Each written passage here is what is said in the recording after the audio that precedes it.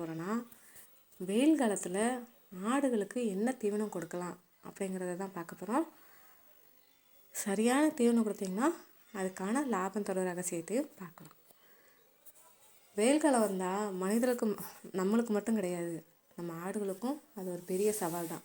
சூடு அதிகமாக இருக்கும்போது ஆடுகள் சாப்பிட்ற அளவு குறையும், உடல் எடை குறைய ஆரம்பிக்கும், பால் உற்பத்தியும் குறையும், சில சமயம் நோய்களும் வர வாய்ப்பு இருக்குது. அதனால தான் இன்றைக்கி பார்த்திங்கன்னா இந்த வீடியோவில் வெயில் காலத்தில் ஆடுகளுக்கு என்ன தீவனம் கொடுக்கலாம், எப்படி கொடுக்கணும், என்னென்ன தவிர்க்கணும் எல்லாத்தையும் முழுசாக பார்க்க போகிறோம். வீடியோவை ஸ்கிப் பண்ணாமல் லாஸ்ட் வரைக்கும் பாருங்கள். வெயில் காலத்தில் ஆடுகளுக்கு என்ன பிரச்சனை? வெயில் காலத்தில் பார்த்திங்கன்னா அதிக தாகம் இருக்கும், அப்புறம் உணவு சாப்பிடும் அளவு குறையும், உடல் வெப்பம் அதிகமாக இருக்கும், ஜீரண பிரச்சனை வர்றதுக்கு வாய்ப்பு இருக்குது, உடல் எடை குறைவாக இருக்கும். இதில் முக்கியமாக என்னென்னா, ஆடுகள் சாப்பிடவே மாட்டேங்குது. அதனால் நாம் கொடுக்குற தீவனம் சுலபமாக ஜீரணிக்கணும், குளிர்ச்சியாக இருக்கணும், அதே மாதிரி நல்லா சத்து நிறைந்த தீவனமாக இருக்கணும். கொடுக்க வேண்டிய முக்கிய தீவனங்கள் என்னென்ன தெரியுமா? பசுந்தீவனம். இதுதான் வெயில் காலத்தில் ரொம்ப ரொம்ப முக்கியம். இந்த நேப்பியர் புல்லுன்னு சொல்லுவாங்களே, அது, சோளம், மக்காச்சோளம், இதெல்லாம் கொடுக்கறதுனால என்ன பயன் அப்படின்னா, உடம்புக்கு குளிர்ச்சி இருக்கும், ஜீரணத்திற்கு ரொம்ப ரொம்ப நல்லது, தண்ணீர் அளவு அதிகம். தினமும் பார்த்திங்கன்னா காலையில் அப்புறம் சாயங்காலம் 2 வேளையும் கொடுக்குறது ரொம்ப ரொம்ப நல்லது. கீரை வகைகள் பார்த்திங்கன்னா இந்த அகத்திக்கீரை, சுண்டைக்கீரை, செம்மரக்கீரை இதெல்லாம் கொடுக்கறது நல்லது. இதில் பார்த்திங்கன்னா புரதச்சத்து அதிகமாக இருக்கும், இதனால் உடல் சக்தி அதிகரிக்கும். இப்போ இந்த மக்காச்சோளம்லாம் அரைச்சிருப்பாங்க காட்டில், அதெல்லாம் பார்த்திங்கன்னா இப்போ ஆடுகள் அதை தான் புஞ்சையில் மேய்ஞ்சிட்ருக்கு. அந்த காடுகள்லாம் அழிஞ்சு முடிஞ்சிச்சுன்னா அடுத்து ஒன்றுமே, அந்த வெயில் காலம் கொஞ்சம் கொஞ்சம் ஆரம்பிக்க ஒன்றுமே காட்டில் இருக்காது, பசுந்தீவனமே இல்லாமல் வெறும் காஞ்ச தீவனமாக இருக்க ஆரம்பிச்சிடும்.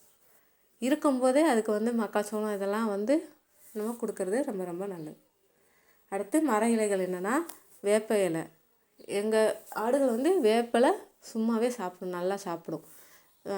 ஒரு அந்த வேப்பிலையை கட்டி விட்டாலுமே நல்லா சாப்பிடும்.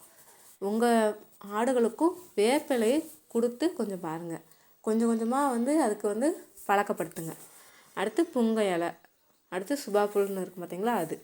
இது பார்த்திங்கன்னா இயற்கை தீவனம், அதே நேரம் பார்த்திங்கன்னா செலவும் குறைவு. அடுத்து உலர் தீவனம் பார்த்திங்கன்னா வைக்கோல். கொஞ்சம் பசுமையாக இருந்தாலும் வைக்கோல் கொடுங்க, நல்லது. அதே மாதிரி பச்சை தீவனத்தோடு மிக்ஸ் பண்ணி உலர் தீவனத்தை கொடுக்கலாம். ஏன்னா இது ஜீரணத்தை பேலன்ஸ் பண்ணும், அதனால் அப்படி கொடுங்க. அடுத்து கடுமை கலவை. வெயில் காலத்தில் இது ரொம்ப ரொம்ப முக்கியம். இந்த கால்சியம், பாஸ்பரஸு, உப்பு இதெல்லாம் அந்த கலவை கொடுக்கறது தினமும் கொடுக்கணும், ரொம்ப ரொம்ப முக்கியம். அடுத்து தண்ணி தாங்க நம்மளுக்கு ரொம்ப ரொம்ப வெயில் காலத்தில் உயிர்னு கூட சொல்லலாம். ஒருத்தர் சாப்பாடு இல்லாமல் கூட வாழ்ந்துடலாமா, ஆனால் தண்ணி இல்லாமல் வாழவே முடியாது. அதனால் வெயில் காலத்தில் ஒரு ஆடு 3லேருந்து 5 லிட்டர் தண்ணி கண்டிப்பாக குடிக்கணும். அதே நேரத்தில் எப்பயுமே சுத்தமான தண்ணி தான் கொடுக்கணும், குளிர்ந்த தண்ணீர் தான் கொடுக்கணும். இப்போ நான் காலையில் ஊற்றி வச்சுருப்பீங்க, அந்த தண்ணியை சாயந்தரம் வரைக்கும் வச்சுருந்து கொடுக்காதீங்க. ஏன்னா அது வெயிலில் சூடாகி மறுபடியும் சாயந்தரம் குளிர்ந்து போயிருக்கும். அந்த தண்ணியை கொடுத்தீங்கன்னா ஆடுகளுக்கு சளி பிடிக்கிறது கூட வாய்ப்பு இருக்குது. அதனால் அந்த தண்ணியை கொடுக்காதீங்க. அடுத்து ஒரு நாளுக்கு பார்த்திங்கன்னா 3லேருந்து 4 முறை அந்த தண்ணியை மாற்றுறது ரொம்ப ரொம்ப நல்லது. தண்ணி இல்லைன்னா சாப்பிடாது, உடல் பலவீனமாயிரும். அதனால் குளிர்ந்த தண்ணி போட்டு கொடுக்கறது நல்லது. அடுத்து என்னென்னா, அந்த தண்ணியில் நீங்கள் தவிடு போட்டு கொடுக்கலாம். அதுக்கு என்ன எப்போ நீங்கள் ரெகுலராக போடுவீங்களோ அந்த மிக்ஸை போட்டு கொடுக்கறது ரொம்ப ரொம்ப நல்லது. ஏன்னா வழக்கத்தை விட அது கொஞ்சம் அதிகமாக குடிக்கிறதுக்கு வாய்ப்பு இருக்குது. இப்போ இதில் பார்த்திங்கன்னா குளிர்ச்சி தரும் ஒரு சிறப்பு தீவனம் தான் சொல்ல போகிறேன். என்னென்னா இது எல்லாத்துக்குமே தெரிஞ்சது தான், இருந்தாலும் இதெல்லாம் நீங்கள் ஆடுகளுக்கு சப்போஸ் நம்மளுக்கு கிடைக்கிது அப்படின்னா இந்த நேரத்தில் கொடுக்கறது ரொம்ப ரொம்ப நல்லது. ஏன்னா நம்ம மட்டும் வெயில் காலத்தில் தண்ணி பழம் வாங்கி சாப்பிடுவோம், வெள்ளரிக்காய் வாங்கி சாப்பிடுவோம், என்னென்னமோ வாங்கி சாப்பிடுவோம் இல்லையா, கலர் வாங்கி சாப்பிடுவோம், வீட்டில் ஜூஸ் போட்டு குடிப்போம், எல்லாம் செய்கிறோம் இல்லையா. ஆடுகளுக்கு சின்ன சின்ன விஷயங்களாவது நம்ம செய்யலாம்ல. வெயில் காலத்தில் வந்து அதுக்கு வந்து வெள்ளரிக்காய் இருந்தால் நீங்கள் வாங்கி கூட கொடுக்கலாம். ஏன்னா வெள்ளரிக்காய் அந்த டைமில் நல்லா கிடைக்கும். அது வந்து உடம்புக்கு வந்து நல்ல குளிர்ச்சியை தரும். அடுத்து தர்பூசணி வந்து கொஞ்சம், இது வந்து தண்ணி அளவு வந்து அதிகமாக வந்து வைக்கிறதுக்கு உதவும். அடுத்து ராகி அண்ட் கம்புக்கூழ், இது வந்து உடல் வெப்பத்தை வந்து குறைக்கும். ஏன்னா நம்ம அங்கெல்லாம் பார்த்திங்கன்னா எல்லாருமே வந்து கூழ் கிண்டுவாங்க. சில பேர் வந்து அதை ஆடுகளுக்கு வைப்பாங்க. அதனால் அது உடல் வெப்பத்தை வந்து குறைக்கிறதுக்கு வாய்ப்பு இருக்குது. இது வந்து பார்த்திங்கன்னா 2லேருந்து 3 வாரத்துக்கு 3 முறை வந்து கண்டிப்பாக, வாரத்துக்கு சொல்கிறேன், டெய்லியும் கொடுக்கணும்னு அவசியம் கிடையாது. ஒரு வாரத்தில் ஒரு 2 தடவை இல்லைன்னா 3 தடவை வந்து கொடுக்குறது ரொம்ப ரொம்ப நல்லது. இதில் முக்கியமாக தவிர்க்க வேண்டிய தீவனம் என்ன வெயில் காலத்தில் அப்படின்னா, அதிக உலர் தீவனம் மட்டும் கொடுக்கக்கூடாது. அதே மாதிரி கெட்டுப்போன தீவனம், கான்சன்ட்ரேட் ஃபீடு அதிகமாக கொடுக்காதீங்க. இந்த நேரத்தில் பூஞ்சை பட்டா தீவனம் ஒரு மாதிரி வந்து வெள்ளை படைஞ்சிருக்கும் பார்த்திங்களா, அந்த தீவனம்லாம் கொடுக்காதீங்க. இதெல்லாம் கொடுத்தா என்ன ஆகும், ஆடுகளுக்கு வந்து கழிசல் ஏற்படும், நோய் வர்றதுக்கு வாய்ப்பு இருக்குது, மரணம் கூட வர்றதுக்கு வாய்ப்பு இருக்குது. தண்ணி எந்த அளவுக்கு குடிக்குதோ அந்த அளவுக்கு ரொம்ப ரொம்ப நல்லது. கூடுதல் பராமரிப்பாக என்ன செய்யணும்னா, நிழல் இருக்கணும். அதனால் நீங்கள் காலையில் சாயங்காலம் வந்து மேய்ச்சலுக்கு விடுறது ரொம்ப ரொம்ப நல்லது. அடுத்து காற்றோட்டம் வந்து நல்லா இருக்கணும். நான் சொன்ன மாதிரி தான், மதியம் வந்து மேய்ச்சலுக்கு விடாதீங்க, வீட்டில் நிழலில் வந்து வைக்கிறது ரொம்ப ரொம்ப நல்லது. இதெல்லாம் பண்ணிங்கன்னா ஆடு வெயில் காலத்தில் எந்த பிரச்சனையும் இல்லாமல், எந்த நோயும் இல்லாமல் நல்லாயிருக்கும். சில ஆடுகளுக்கு தோல் பாதிப்பு வர்றதுக்கு கூட வாய்ப்பு இருக்குது. ஏன்னா இந்த நேரத்தில் கழிசல் வர்றதுக்கும் நிறைய வாய்ப்புகள் இருக்குது.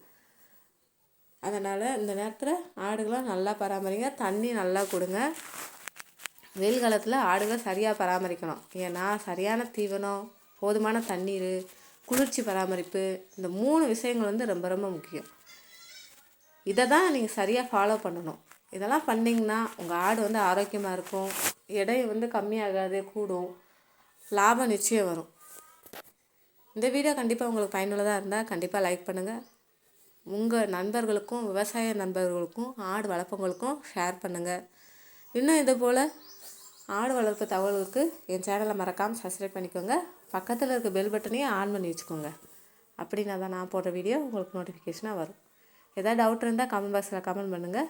எதாவது வீடியோ வேணும் அப்படின்னு நீங்கள் நினச்சிருந்தா, எதாவது இந்த டவுட்டுக்கு வீடியோ போடுங்க அப்படின்னு சொல்லிட்டு நீங்கள் நினச்சிருந்தாலும் நான் கமெண்ட் பாக்ஸில் கமெண்ட் பண்ணுங்கள். அதே மாதிரி கொஞ்சம் தெளிவாக கமெண்ட் பண்ணுங்கள். நீங்கள் பேசுகிறதே புரியாத மாதிரி போடாதீங்க.